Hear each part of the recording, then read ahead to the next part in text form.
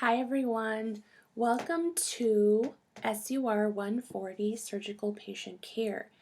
In this class, we are going to continue to dive deeper into the profession of surgical technology. Some of the things that we're going to discuss include death and dying, the patient, diagnostic assessment procedures, positioning, prepping, and draping. And then we're also going to get an overlap with practicing those skills in the lab, such as assessing vital signs, washing our hands, performing open gloving technique, inserting a catheter, and then practicing the transfer and transport of the surgical patient. We'll also get a hands-on experience with positioning, prepping, and draping.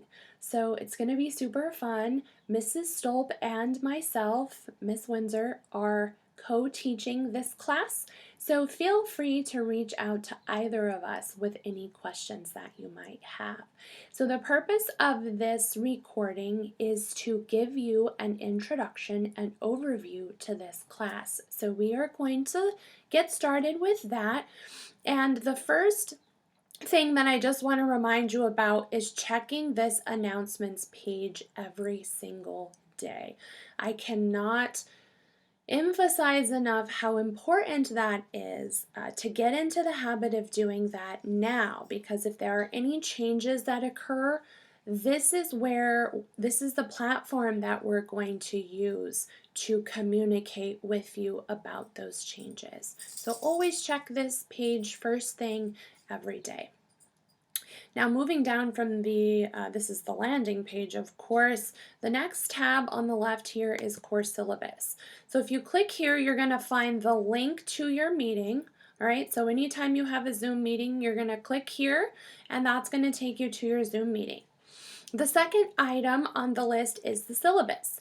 The syllabus is a great tool to have to find out what the breakdown of percentages are as far as the grading components in the class, like tests, quizzes, homework, PPS, exams, that kind of thing. Also, the learning objectives are very helpful. They're located at the end of the syllabus, so that is there for you. The next thing is the course lesson plan, or sometimes what I refer to as the addendum. And this I suggest that you print out and keep with you, and it's really great. You can use it as actually kind of like a checklist as we go through the class, so that you make sure that you are on task with the things that need to be completed in the class, as well as what we will be discussing or doing on that day. And then the last thing is the course policies. Remember that professional performance standards are 15% of your grade, which amounts to 150 points of your cumulative grade average. There's nothing that you have to do with the assignment. We complete it for you throughout the class. If you receive deductions on your PPS points, go ahead and click on the assignment, and the reasons for the point deductions will be listed in the comments area for you. If you have to miss an examination, you need to work with your instructor to decide on a time when you can take that exam at the next possible time. Just realize when you do take that exam that it will be at a deducted grade for you of 10%. Written assignments, projects, and presentations to include the ed puzzles. If these are not completed by the assigned due date, that's an automatic 10% deduction. So that constitutes being 1 day late. If it is 2 days late, you will receive a 20% deduction, and any assignment submitted after 2 days late will result in the grade of a 0. Remember, plagiarism is not tolerated. That is actually a crime. You want to make sure that you are using your own work and using your own words, and also giving credit to any authors or sources that you might use in your writing throughout this course. The grading policy is here for you. The breakdown of percentages for A, B, and C Remember, if a grade falls below 77%, then that is considered a failing grade for this program. And lastly, if you are a no call, no show, or for absent or late, then anything that occurs on that day, as far as in-class activities, tests, quizzes, labs, etc., will receive a 0 for that activity, grade, or activity, quiz, test, what have you. Okay, so that is everything under the course syllabus tab. Now let's go to the course content. The very top item on the course content is the project for this class. We're calling it the procedure project. So the first thing that you want to do by March 23rd is to sign up for your topic. And if you click on the click here, that's going to take you to this Google document where some of you have already signed up, so fantastic job with that. Go ahead and sign up for your procedure topic. We need to do that by the 23rd, all right? The next thing that you're going to want to do is create a Google slide presentation. We're asking that you create this in Google Slides so that you can later post the link and it will be accessible for your peers. So some things that you want to include. One, you want to make a title slide. All right. You also want to have a slide with the definition of the procedure, and images are amazing throughout this your presentation. Including images would be definitely a good addition. Other things that you want to include is the position for the procedure. Some procedures have more than one position that they can be accomplished in. For example, some sort of shoulder surgery. We might do that in a Fowler's position or in a lateral position. So think about those things as you are preparing your presentation. Also include equipment, positioning risks, and safety precautions for positioning. Next, we would like you to outline a step-by-step of the surgical skin prep. Also think about the margins of the prep solution.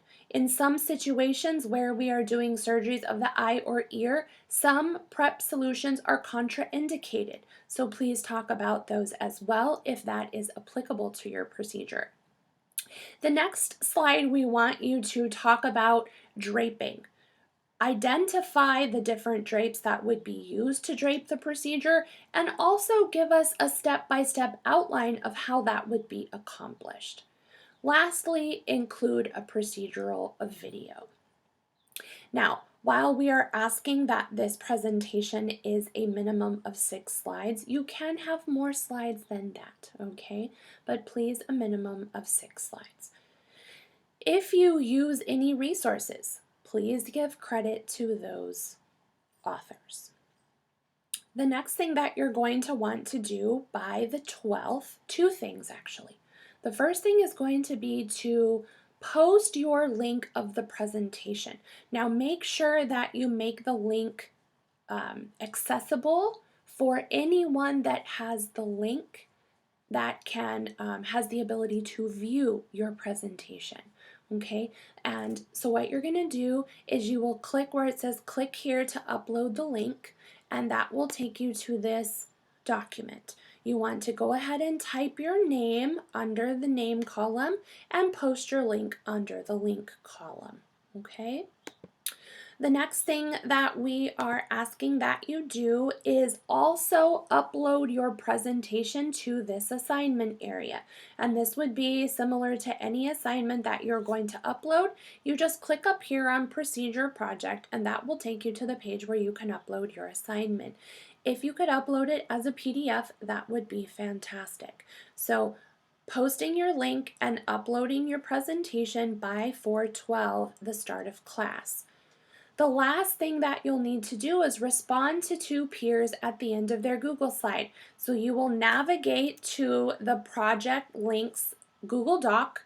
You will select 2 of your peers' presentations. You will view them. And then on the very last slide, similar to as we did with our interactive Bitmoji slides, please post a comment with your name and 5 things that you learned by April 14th at the start of class. So that is soup to nuts, the project that will be required for this class. Now let's talk about skills competencies. You will be graded on 4 different groups of skills competencies. The first one will be passing instrument suture and ties. The second one, open gloving. The third, urinary catheterization. And then vitals, transport, and transfer are grouped together. If you are not in lab on the day that we are checking you off on these competencies, you will need to work with us to reschedule a time to do that. Again, it will be a 10% deduction in your grade. These are competencies that are required for you to matriculate to your clinicals. So they have to be done and completed. So let's look at the layout for each week. For week 7, on Monday, you will be completing an ed puzzle on this video that I am recording for you now on the intro to SUR140. On Tuesday, there will be an ed puzzle that you will do, and then you will meet for your Zoom from 2:30 to the end of class 5. Okay, remember to read your chapter and prepare for the material to be covered in class. Also, the study guide will be due when we start a new chapter. Okay. Week 8. And throughout the lecture portion of the class, you will have either myself or Mrs. Stolp, and it is indicated there who is going to be guiding you and facilitating your learning on that day, okay? You can still feel free to reach out to both of us, but on these particular days where each of us is assigned, it might be best to reach out to that person. Okay, so each day of lecture, you will have a ed puzzle that will be due, and then you will meet for the live learning part, similar to how we did in microbiology. When a chapter is, when we finished reviewing the content of a chapter, then you will have a post-test. Some chapters are done in 1 day, some chapters are done in 2 days, and some chapters are covered over 3 days. So at the end of the coverage of that chapter is when you would take your post-test. And it continues like that through the lecture portion of this course, which of course will be taught in a online learning environment with those synchronous Zoom sessions. All right, week 9 is pretty much the same for Wednesday, Thursday, Friday. Friday of week 9, we will finish up the lecture portion and we will segue into the lab portion. So this would be April 5th. April 5th, you will start coming to class for your labs. And the stations and the activities that we're going to be doing are outlined for you. You don't really need to do anything with this. This is just a communication piece of kind of how the labs are going to break down so that you'll know what we'll be doing on that day. In week 10, we will continue in a similar fashion, and then on Friday, you will complete a review activity. Also, you will have an instrument Kahoot that you need to complete. I will circle back and we will go over that once I get done kind of running through the general overview of the weeks. You will also have one threaded discussion in this class, and so you'll make sure you make your initial post when it is due and then respond to 2 peers. And then Monday and Tuesday, again, of week 10, we are in the lab. And this on Tuesday is when we will begin our competency checkoffs for the hand wash, open glove, urinary catheterization. Now in week 11, Wednesday, we will finish up our competencies, and Thursday, you will take your exams. So there will be a student satisfaction survey that you will complete. Then you will complete a final exam, which is worth 100 points. And then there will also be an instrument exam, all right? Then Friday, uh, you will complete rationales for the missed questions for your exam. So that will be an asynchronous day as well. And I believe it's only the first 2 hours, and then the back 2 hours we start SUR 120. Okay, so while the rationales aren't for points per se, it will be your attendance for the day, and those rationales will get you some points back on your test. So in lieu of corrections, well, this is similar to corrections, but it is your attendance for the day, so we'll all be completing those, and then you will get some points back on your exam, 10% of the missed points back on your exam. Now, I just want to circle back really quickly to that Chapter 2 Kahoot that we have to do. I'm just trying to figure out where I left it at. Okay, week 10. So let's look at week 10, and it's due on Friday. Now, this course should look a lot similar to the other course where it's broken up between the weekly assignment folder and the student lab resources, or student resources overall, whether it's chapters or labs that we're doing for that day. And so when you click in there, you'll find a breakdown of chapters, and then in the weekly assignments, you'll find the breakdown of days according to when you have assignments due. So here, I just want us to look at this instrument review. So the book that you're going to be using for this is your Surgical Instrumentation and Interactive Approach. That is the text, and we're going to be in Chapter 2. Chapter 2 goes over basic instruments, and there's an image for each one. So and there's 60 of them. So what you're going to do is you're going to make a Kahoot game with all 60 of these instruments. All right, you can access images from the online resources through your textbook. All right, and the directions are in the front cover. And then what you're going to do is you're going to upload your Kahoot link. So you're just going to click on the Chapter 2 title here, and then you will just submit it as usual. All right, so, and make sure that you make it public so that we can be able to access it. So a couple things here. Remember to make your link available, like I just said, and then the last little caveat, if you do not complete this assignment, which is worth 50 points, if you do not complete this assignment, there is a subsequent assignment which you will find out when the time comes. That is an additional 50 points that will build off from this assignment. So it is it's important to complete every assignment, but if you don't complete this assignment, you will not be able to complete the future assignment, which will result in you missing out on 100 points in this class, which is 10% of your grade. Okay, so it's very important that you complete this Kahoot review. So I think that about covers course content. I'm going to go into the resources tab now. In the resources tab, there is a little video of me reviewing some of the instruments from the minor tray. This was recorded by a student from a previous cohort, so that video is there for you. And then there are also some other resources for you that are listed here as well. A link to Kahoot, a link to the Evolve Elsevier website, so you can access some of those resources that are available with your textbook, and then also that mind mapping tool that we've talked about before, Go Conquer.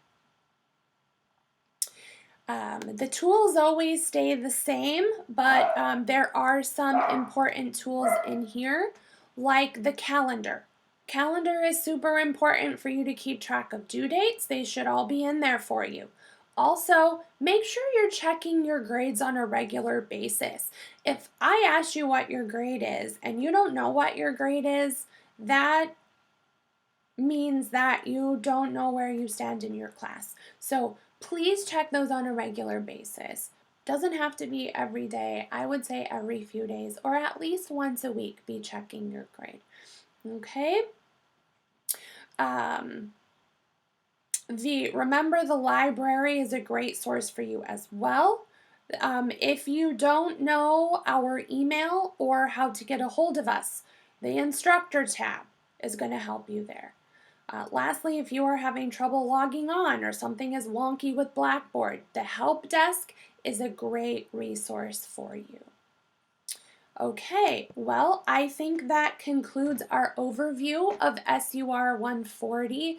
I appreciate you listening, and I look forward to working with you in this class. Take care.